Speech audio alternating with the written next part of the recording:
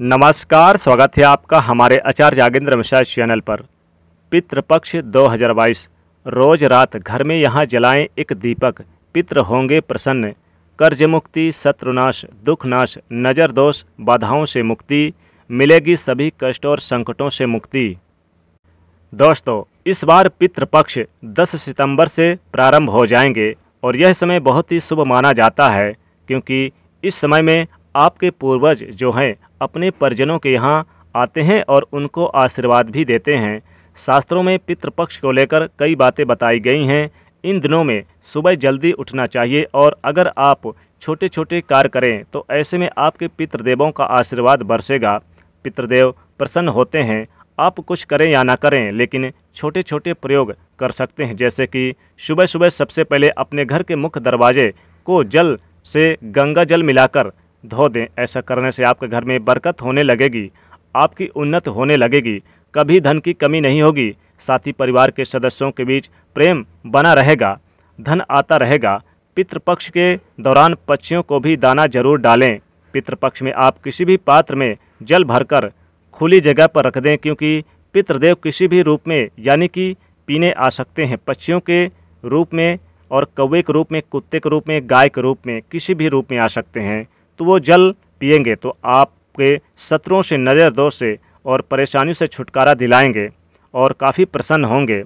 पितृपक्ष में आप एक नियम बना लें, गाय और कुत्ते को खाना जरूर दें। साथ ही कौवे को अगर दिख जाए कौवा तो रोटी जरूर डालें, क्योंकि पितृदेव गाय, कुत्ते और कौवे के रूप में सबसे ज़्यादा आते हैं, इसलिए इनका अपमान ना करें। पितृपक्ष के दौरान भगाएं ना। इन्हें खाना खिलाने से धन धान में बरकत होती है, पैसा, सुख, समृद्धि सब मिलता है। और पितृपक्ष में यानी कि सूर्य को भी जल जरूर दें, वो भी काला तिल डालकर जल दें।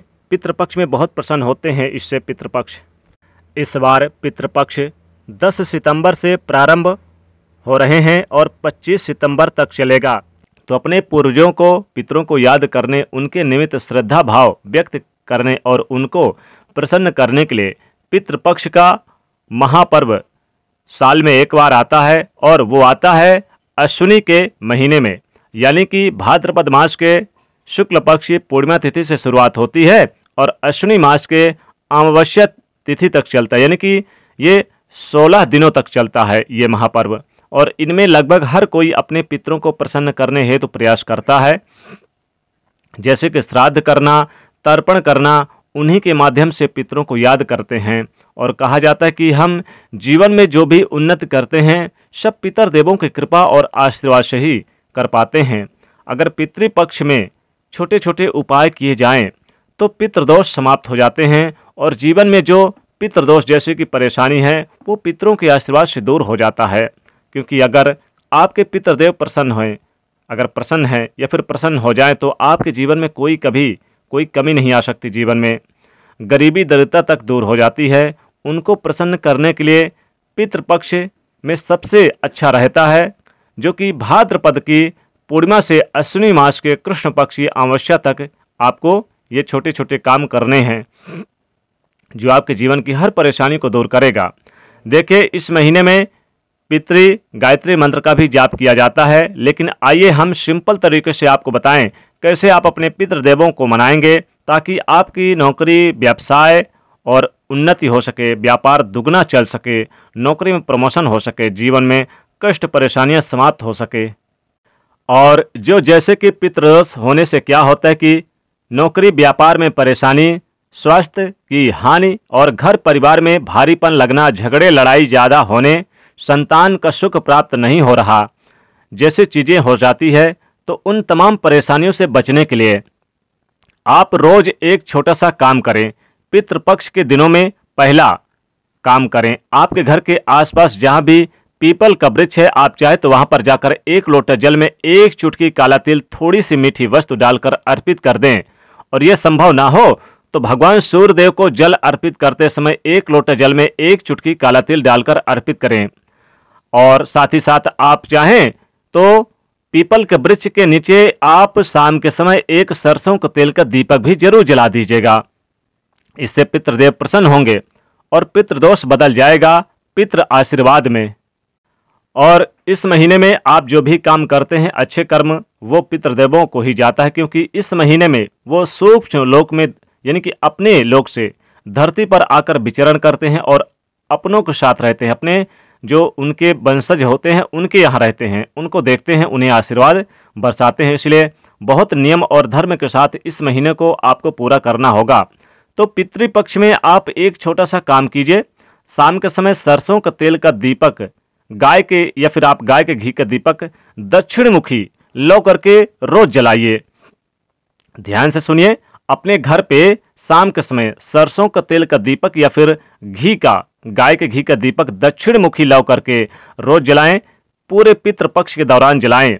लेकिन कहां पर जलाएं यह भी जानेंगे। लेकिन एक बात याद रखना है, आप रोज नहाइए तो पवित्र नदी सरोवर में नहाइए। अगर संभव ना हो तो नहाने वाले पानी में गंगा जल डालकर नहाएं, तुलसी के पत्ते डालकर नहाएं, काला तिल डालकर नहाएं, तो तीर्थों का स्नान का पुण्यफल प्राप्त होता है।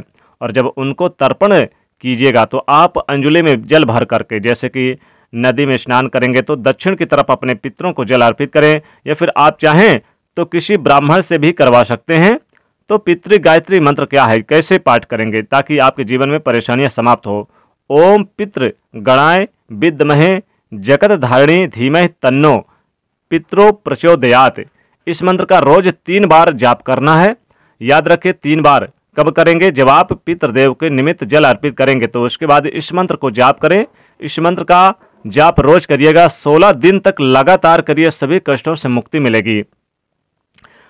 अब आइए दीपक की बात करते हैं। देखिए, दीपक जब आप तैयार करेंगे शाम के समय, चाहे वो शुद्ध घी का हो या फिर सरसों का हो, दक्षिण मुखी करके लाओ। आप अपने दक्षिण दिशा में यानी अपने घर के दक्षिण भाग पर आप दीपक जरूर जला के रखिएगा। दक्षिण भाग में पितृदेव रहते हैं। आपका घर का जो दक्षिण भाग होता है वहां पर पितृदेवों का निवास स्थान होता है, क्योंकि जब वो अपने पितृलोक से आते हैं धरती पर अपने वंशजों के यहाँ, तो वहां पर एक निश्चित स्थान को वो तय कर लेते हैं। तो दक्षिण भाग में पितृदेवों का स्थान माना जाता है।